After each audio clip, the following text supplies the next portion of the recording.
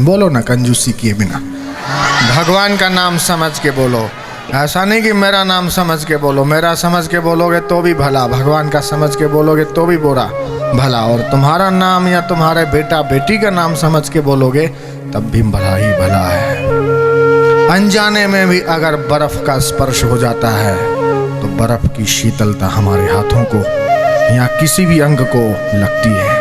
अनजाने में भी अगर हमारा हाथ अग्नि में चला जाता है तो अग्नि हमको जलाती है। ठीक उसी प्रकार कोई जानकर चाहे अनजाने में भी भगवान के नाम का उच्चारण कर ले तो उसका पाप मिटेगा मिटेगा मिटेगा।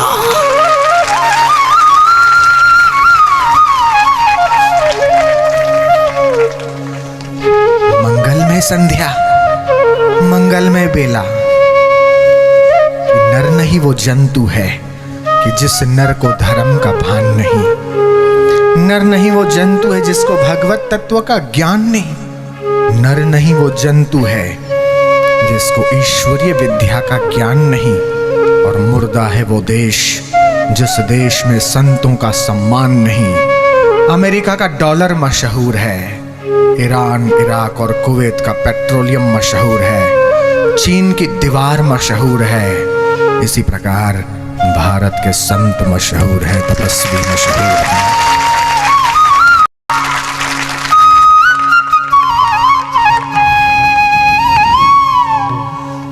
जीसस क्राइस्ट 14 साल भारत के कश्मीर में आकर रहे और भारत के योगियों से उन्होंने योग सीखा, तपस्वियों से उन्होंने तप सीखा। और जब वे रोम में गए तो पूरे रोम को दुल्हन की नाई सजाया गया कि हमारा एक इंसान भारत के योगियों से, तपस्वियों से योग और तप सीख कर आया है, हम उसका स्वागत करते हैं।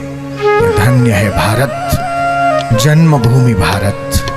ये धन्य है भारत, कर्मभूमि भारत। ये धन्य है भारत जिसमें अनेक महापुरुष अवतरित हो रहे हैं, हुए हैं और होते रहेंगे। प्रणाम करिए ये भगवान विट्ठल को, नमस्कार करिए ये तुकाराम को, एकनाथ को, ज्ञानेश्वर महाराज को, जिन्होंने ज्ञानेश्वरी गीता लिख दी मात्र 14 साल की उम्र में। और भैंसा, उसको कहा कि बोल वेद का मंत्र, और वो भैंसा वेद का पाठ करने लगा। 1400 वर्ष के चांगदेव थे जिन्होंने 14 बार मृत्यु को धकेल दिया था। शेर की पीठ पर बैठकर आए, सर्प को उन्होंने चाबुक बनाया और गए ज्ञानेश्वर महाराज के पास। ज्ञानेश्वर महाराज से कहा गया, उनके भक्तों ने, ये चांगदेव महाराज आ रहे हैं, शेर पर बैठकर आ रहे हैं, सांप को उन्होंने चाबुक बनाया है। ये अच्छा।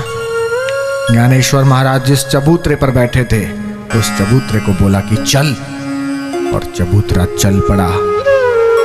जो मनुष्य है वो तो चलता है, लेकिन ब्रह्मवेत्ताओं के आदेश से एक जड़ चबूतरा भी चल जाता है। तो उनके संकल्प से अगर हमारा जीवन भगवान तक चला जाए, कौन सी बड़ी बात। अगर हम जहाज में बैठ जाते हैं तो सैकड़ों सैकड़ों किलोमीटर दूर कुछ घंटों मिनटों में ही पहुंच जाते हैं। अगर हम रेल में बैठ गए और सो भी जाते हैं तो हम हमारे गंतव्य तक पहुंच जाते हैं।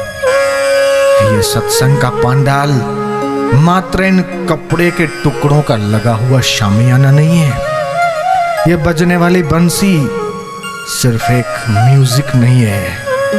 यह साज और ताल कोई सिर्फ म्यूजिक पार्टी नहीं है। यह कोई मनोरंजन कार्यक्रम नहीं है, यह कोई एंटरटेनमेंट नहीं है, लेकिन ये वो जहाज है जो तुमको इस जगतपति से मिलाने में मदद रूप हो सकता है। जगत से तुमको जगदीश की यात्रा कराने वाला ये वो जंबो जेट है। अगर कोई एक बार भी इसमें आ जाता है, खाली नहीं जा सकता है।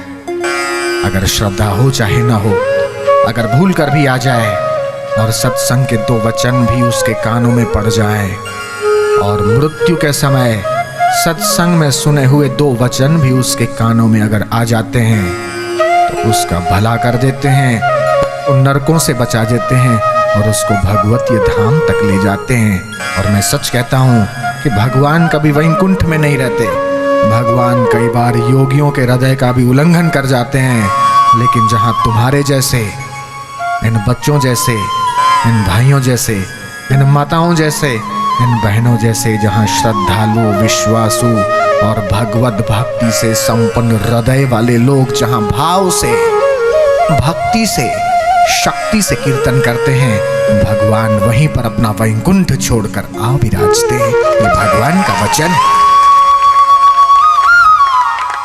ये कहा है, करिए नित्य सत्संग को बाधा सकल मिटाए, ऐसा अवसर ना मिले दुर्लभ नर्तन पाए, कि बार बार सत्संग करते रहो, बार बार सत्संग सुनते रहो, बार बार संत दर्शन करते रहो और बार बार अपने पापों तापों संतापों को मिटाते रहो।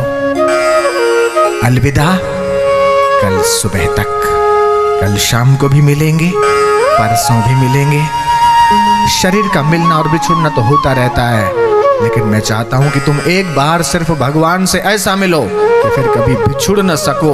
वो मिलना जरूरी है, और उसी मिलने के लिए हम मिले हैं, सत्संग मिला है और भगवान का नाम मिला है, और ये मनुष्य जन्म भी मिला है, उत्तम बुद्धि भी मिली है, उत्तम योग्यता भी मिली है। केवल खाने पीने भोगने और बाल बच्चे पैदा करने के लिए नहीं, मकान बनाने के लिए नहीं, लेकिन अपनी तार को, अपने मन को भगवान की ओर जोड़ने के लिए।